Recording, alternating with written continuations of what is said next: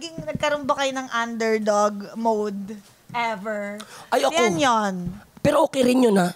Okay rin yung pagiging underdog. Kasi masarap siya. Kasi imbis...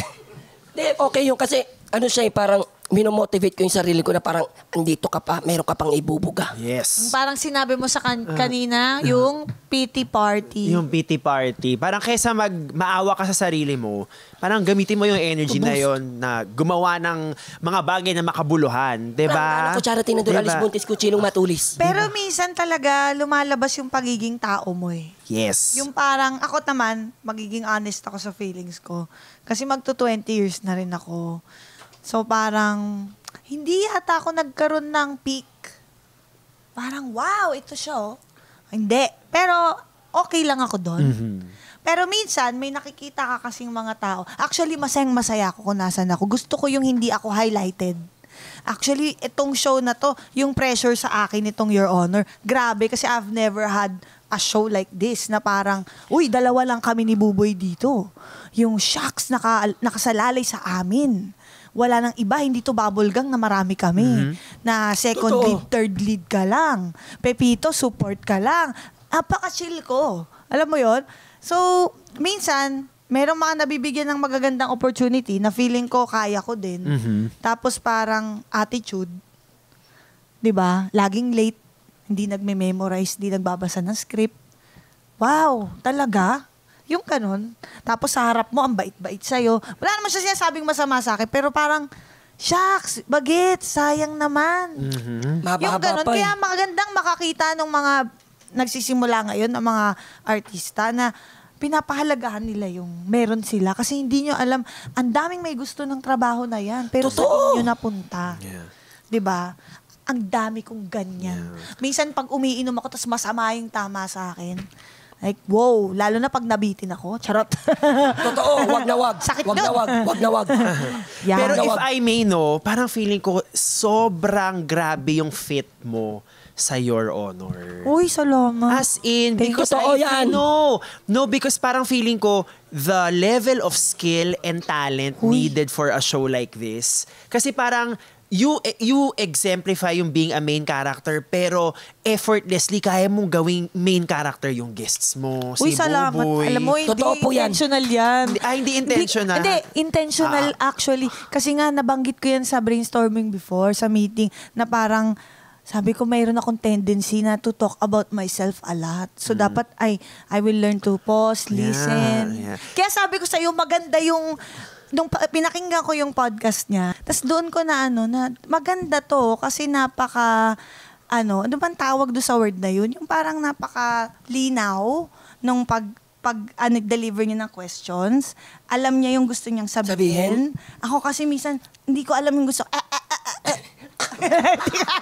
May pagka-zombie ako minsan eh. So parang ganito. Yeah. So natututo din kami sa'yo. I think sobrang klaro like yung ikaw yung leader. Kasi like included lahat sa space, checklist ka, okay, nabato na to. Pero it never, but it never feels like, okay, kailangan, ito na nga pala yung next, ito nga pala. Nagugulatan lang ako, ay, that felt so natural to me. Niloko mo pala ako, chinikan mo pala yun doon. Which I think is called talent.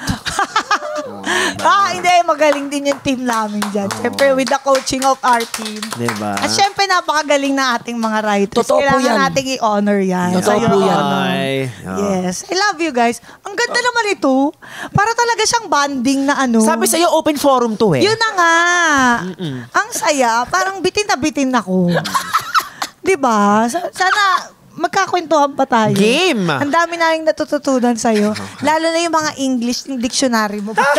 Podcast mo. Ang dami kong mga Ang daming words Hindi ko naintindihan Ang dami kong narinig na bago. Context clues lang ako Pero ikaw, ano pa bang gusto mong maabot sa career mo as of now? Ano pang gusto mong explore? I mean, ang dami kong pangarap. Gusto kong mapunta sa isang sketch show, parang bubblegum. Gusto kong mag-host ng game show. Gusto kong mag-star sa isang movie na part ako ng nagsulat ng screenplay. But kahit hindi mangyari yun, the fact na ginagawa ko to for a living, mas, I guess, na-enjoy ko siya at mas nayayakap ko siya kasi 10 years ako nag-corporate na hindi ko nagagawa to eh. So ngayon, na the fact na nagagawa ko siya, parang sobrang masayang-masaya na akong. Kunyari, Ito na yun. kunyari masagasaan ako sa labas later, knock on wood. Pero kung Simba ito ko. yung huling racket na gagawin ko, Lord, thank you. Wow, thank you. Oh. Wala ka bang regrets na sana mas maaga ko pala sinimulan? Or did Hindi. you feel the timing was perfect? The timing was perfect kasi I think nung nag-start ako mag-comedy, I had something to say. Meron akong perspective, 'di ba? Sa advertising nahasa ako to be able to talk in front of a crowd, 'di ba? Feeling ko pag 2021 ka hinahanap mo pa yung confidence mo eh. Pinagkaroon ko ng magandang training ground. The timing was perfect because I had something to say and eventually people found what I had to say valuable. So it all Super. works out in the end. Ano ka, hinog na, Diba? kumbaga. Oo. Pwede ng Ripe for pitasin. the picking. So, yes! hinog na hinog. Ibig sabihin, bata ka pa lang talaga. Gusto mo na talagang mag-perform. Oo naman. May kwento yung tatay ko na like mayroon daw isang children's parties na kinuha ko daw yung mic doon sa host tas inutusan ko daw yung mga bata kung anong gagawin. Ikaw ang nag-host. Oo, may ganun. Parang Ang cute naman. Parang tama. Ako yun, oo. Ang galing naman. I mean, makita mo naman, di ba, yung childlike disposition. Childlike disposition!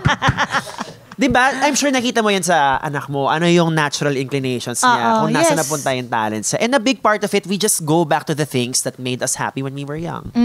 No, so... Tsaka yan talaga yung sign of success and maturity. Yung ability na magawa mo, yung things na nagpapasaya sa'yo, na bonus meron kang kinikita. Correct. Yeah. Yes, kaya ang sarap-sarap niyan. But the pressure is there, yes. Kasi pag hindi ka tumakbo, hindi ka kikita. So, kailangan hindi ka kumilos ka. Correct. Hindi ka dito yung papasok ka lang. Tama. Tapos, magme-metro ka na. Hindi ganun yun. So, ikaw talaga magdadrive lahat. Yes. And bagay sa'yo. Kasi you have such a strong personality. Parang hindi talaga siya pwede na, parang dominatrix ka kasi. Medyo ganun, oo. Yun, It's kaya- giving high school principal. Grabe ka naman. Yun lang. diba? Ang saya-saya. Palakpakan natin si Boss. Salamat po. Sa'yo. Pag naging Becky ako, gusto ko ikaw. Ay, talaga. Oo. Thank you Talagang naman. Ito yung Becky vibe. Gusto ko hindi ko sinasabing ganito. Thank you, ha? Wala. Hindi nga ako ganyan kasi mas matalino ka sa akin. Alam ko yun. Doon tayo sa exciting part. Sige. Tiray mo. Ito, dito tayo sa Executive Whisper. Kakatakot. Di ba? Pwede mo sabihin live sa aming mga tenga. Pwede Oh mo my namang God. sabihin live sa mic. Meron kang 2 katanungan na pwede mong sagutin. Una, sa mga kilala mong content creators, sino ang bida-bida? O yung may pagka-main character talaga? Na negative. Negative. Destructive. Sabi na natin, negative na.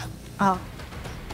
Baka showbiz answer to, pero wala pa akong Talaga? Oo. Kasi I try to keep my even yung circle of friends ko from the industry, I try to keep it very small. Tama. Kasi dahil nga, nagtrabaho na ako ng 10 years, medyo marunong na ako sumala ng tao eh. Alam ko kapag, ginagawa lang niya yan for work, pero alam kong after work, wala siyang paki sa akin. Wala rin akong paki sa kanya, and that is okay.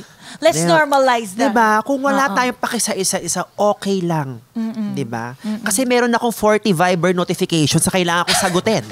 Shucks! Diba? Oh, Shucks, puro totoo yan. Pag nararamdaman mo na, ops, Yeah, correct. dito ako upo. Diba sa mga event? Yan, totoo yan. Kasi nga nag-mature ka na talaga. No way.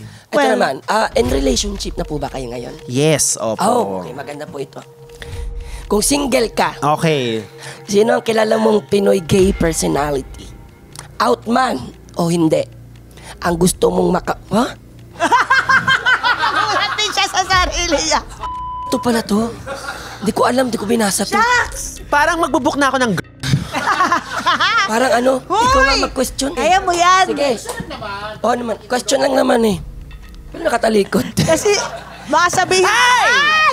Boy! Kasi Sino- sabihin ng jowa niya, sinagot mo. Sino ang gusto mong maka one night stand? Hindi, halimbawa, ako. Halimbawa, ako muna ha. Ako gusto ko si Aquaman. sisisirin ka niya. Oh. Di ba? Hambam, gaganon pa yun. Ay! Ay! Ang laki ng ano niya, ng legs. Di ba yung ano niya dito, hamstrings, putukan, no? Yung quads niya. Oh my Sobra. God, Jason Momoa. Injection, Your Honor. Momoa, momolin mo. O kaya si Idris Elba. Ganun. Wow. Alba? Elba? Ano ba yan? Diba? Nalito na ako. Gutom na yata ako. Alba'y naisip ko. Idris Elba, di ba? O sige na, hindi naman sa'yo yung Hindi, question sa nagsasample kanya. lang. Si main character, tukol na naman sa kanya.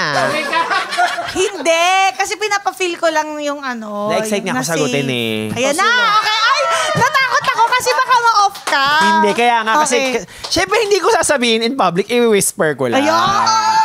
Diba? Sabi ko sa'yo, effective yun. Mag-share ka muna. eh. Diba?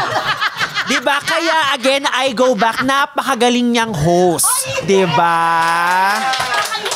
Diba? Ang galing. Okay. Okay. Mo dito maririnig ah. Hindi. So ano muna preamble. So, nung mga high school ako, siguro mga 20 years ago, ano na siya, artista, ganyan-ganyan. Tapos parang marami nakitan sa kanya. Tapos, pero lately, parang, hoy, alam mo, gets. At siya ay si...